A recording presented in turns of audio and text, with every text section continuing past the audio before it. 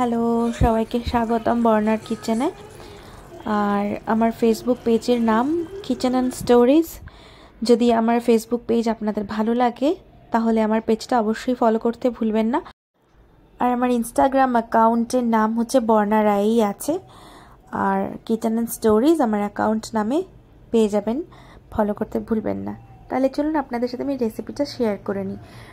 রেসিপিটা আমি ইন্সপায়ার্ড হয়েছি বৃষ্টি হোম কিচেনের একটা রেসিপি থেকে, বাট এটার মধ্যে আমি নিজের মতন করে করেছি, নিজে আইডিয়া করে করেছি। তো দেখুন, আমি পনিরটাকে কেটে নিয়ে আমি একটু তেলে ভেজে নিয়েছি লবণ দিয়ে, ভালো করে মোটামুটি কড়া করে ভেজে নিয়েছি। এবার আমি এর মধ্যে জল দিয়ে রাখলাম, তাহলে পনিরটা নরম থাকবে। এবার আমি এটাকে নামিয়ে দেবো। নামিয়ে দেওয়ার পর আমি একটা প্যানে বাটার নেব, 3 চামচ, 2.5 চামচ মতো বাটার আছে এখানে। সেটা একটু মেল্ট হয়ে গেলে আমি এর মধ্যে দিয়ে দেবো কাজু আর টক দই আমি পেস্ট করে নিয়েছি, সেই পেস্টটা আমি এর মধ্যে দিয়ে দেবো। আর ভীষণ স্টিকি আর ক্রিমি একটা টেক্সচার পেস্ট, তো সেটা দিয়ে দিলে এরকম কড়াইতে লেগে আসবে, ধরে আসবে। তো তখন আমি পনিরটা কিন্তু ওই জলটা, এটা কিন্তু ভালো জলে আমি পনিরটাকে এরকম ডুবিয়ে রেখেছিলাম, তো সেই জলটা সমেত আমি পনিরটা এর মধ্যে দিয়ে দেবো। দিয়ে দেওয়ার পরে এইটা একটু ফুটে উঠবে যখন, তখন একদম গ্রেভি ফর্ম ক্রিয়েট করতে থাকবে, কারণ যেহেতু কাজু দেওয়া রয়েছে এর মধ্যে। তো এর মধ্যে আমি এবার এক একে দিয়ে দেবো কয়েকটা জিনিস আমি এর মধ্যে ইউজ করেছি।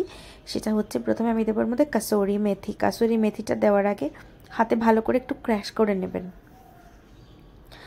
তার আগে আমি একটু দুধ দিয়ে দেবো, এর মধ্যে 1 কাপ মতো দুধ দেওয়া আছে। তো এটা যে কি নাম দেবো পানির রেসিপিটার আমি বুঝতেই পারছি না। আর একটু 1 চামচ চিনি দিয়েছি আগে।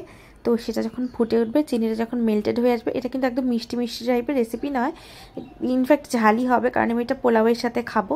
তো সেই জন্য আমি একটু ঝাল ঝাল করেই করেছি। আর ওই মিক্সচারের প্যানটা আমি ধুয়ে ওই জলটাও দিয়ে দিয়েছি। দিয়ে আমি এখানে কাসুরি মেথি যেটা বলছিলাম সেটা ক্র্যাশ করে আমি এর মধ্যে দিয়ে দিয়েছি। এবার আমি এর মধ্যে চিলি ফ্লেক্স দিয়ে দিলাম 2 চামচ। এটা কিন্তু বেশ ঝাল ঝাল টাইপের হয়েছে, ঝাল মিষ্টি বা একটা ব্যালেন্সড। এবার এটাকে এরকমভাবে আমি নাড়তে চাড়তে থাকবো। নাড়তে চাড়তে দেখুন এরকম একটা গ্রেভি হয়ে আসবে, কারণ যেহেতু কাজু বাদামটা রয়েছে, তার মধ্যে দুধ রয়েছে, বাটার রয়েছে, তো সবগুলোতে এরকম একটা ক্রিমি টেক্সচার যখন হয়ে আসবে আমি এটাকে ঢাকা দিয়ে দেবো। ব্যাস, আমার পনিরটা কিন্তু একদম রেডি খাওয়ার জন্য। দারুণ খেতে হয়েছিল। এটাকে দুধ পনির বলা যেতে পারে, বাট আমি জানি না কি নাম দেওয়া যায়, তবে দারুণ ছিল পনিরটা। আর এরপরে আমি ভেজ পোলাও করে নেব। আমি ভাতটা করে নিয়েছি, ভাতটা আমি আগেই অলরেডি একটা ভিডিও আছে আমার ফ্রাইড রাইসে, ভাতটা আমি সেভাবে করে নিয়েছি।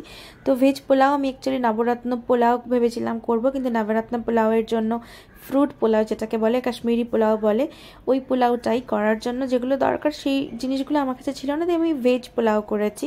But almost same. আলু দিয়েছি আমি, দেওয়ার পরে একটু আলুটাকে ভেজে ভেজে নিয়ে আমি ওর মধ্যে একটু সামান্য লবণ দিয়ে দিয়েছিলাম। লবণ দিয়ে দেওয়ার পরে আমি ওর মধ্যে দিয়ে দিয়েছিলাম হচ্ছে ফ্রোজেন যে ভেজিটেবল থাকে সেটা।